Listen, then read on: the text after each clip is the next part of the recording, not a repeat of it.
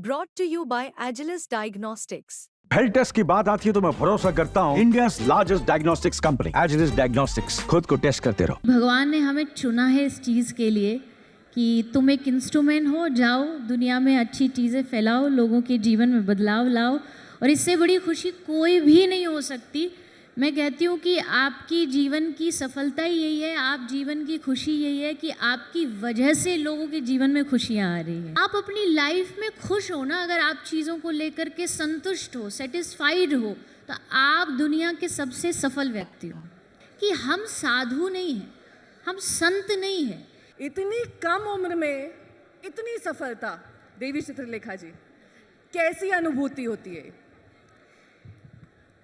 नहीं, बिल्कुल बहुत अच्छा लगता है। अभी रिसेंटली स्टेज पे आने से पहले ही जब लोग मिले, किसी ने कहा हम आपकी बातें सुनते, हमारी बहुत सारी प्रॉब्लम, बहुत सारी चीज़ें चेंज हुई।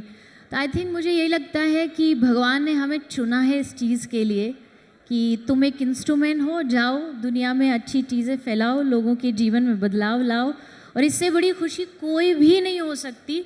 मैं कहती हूँ कि आपकी जीवन की सफलता ही यही है, आप जीवन की खुशी यही है कि आपकी वजह से लोगों के जीवन में खुशियाँ आ रही हैं। सफलता का मापदंड देवी चित्रलेखा जी के लिए क्या है? एक बड़ी ऑडियंस जब आप कथा वाचन करती हैं, या फिर आपकी जो रील्स ट्रेंड होने लगती हैं, या फिर आपके जो व्यूज़ आते हैं वीडियोस पर, आपके लिए सफलता का मापदंड क्या है? नहीं, ऐसा तो बिल्कुल भी नहीं है। मुझे नहीं लगता आज मुझे नहीं, किसी को भी, यहाँ भी जो बैठे हैं, मुझे जो सुन रहे हैं, उनको व्यूज़ को देख कर के सफलता को नापना चाहिए, क्योंकि व्यूज़ तो आजकल कहीं भी कैसे भी आ जाते हैं और लोग इसके लिए न जाने क्या क्या भी कर रहे हैं। बट मुझे लगता है कि आप लाइफ में जो भी कर रहे होते हो, मैं जो कर रही हूँ, यहाँ जो जनरेशन बैठी है, जो काम कर रहे हैं, आप अपनी लाइफ में खुश हो ना, अगर आप चीज़ों को लेकर के संतुष्ट हो, सेटिस्फाइड हो, तो आप दुनिया के सबसे सफल व्यक्ति हो। क्योंकि आपको पता है कि आपको जो मिल रहा है, आप उसमें मज़े से जी रहे हो, आपके जीवन में कुछ अच्छाई है, आप उसको दुनिया में स्प्रेड कर रहे हो। लेकिन अच्छा तो लगता होगा ना जब एयरपोर्ट्स पर जाती हैं, भीड़ इकट्ठा हो जाती है, लोग सेल्फी मांगते हैं, अब अटेंशन तो हर किसी को अच्छा लगता है ना? कभी कभी अच्छा लगता है, कभी कभी नहीं भी लगता। अच्छा कभी कभी लगता है कि ये शायद नहीं होता तो ज़्यादा अच्छा होता, कि अपना जीवन बड़े आसानी से जी पाते। बट हाँ, इतना ज़रूर पता है, अच्छा भी अगर लग रहा है तो ये पता है कि ये कोई है जो बैठ के हमसे करा रहा है, क्योंकि हम करने वाले होते तो हम न जाने क्या क्या कर देते। वो जब तक करा रहा है, हम उसकी सेवा में लगे कर। लेकिन ये सब आपको नहीं लगता कि क्षणिक होता है?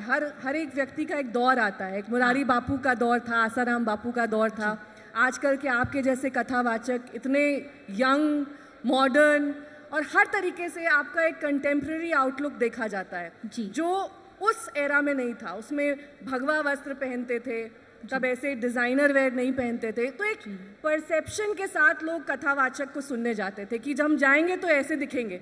आज तो वो परसेप्शन ही बदल गया है। हाँ जी, नहीं बिल्कुल समय चेंज हुआ है, चीज़ें बदली हैं। बट देखिए, मैं हमेशा एक बात लोगों को कहती हूँ कि देयर इज डिफरेंस एक साधु में और एक कथावाचक में।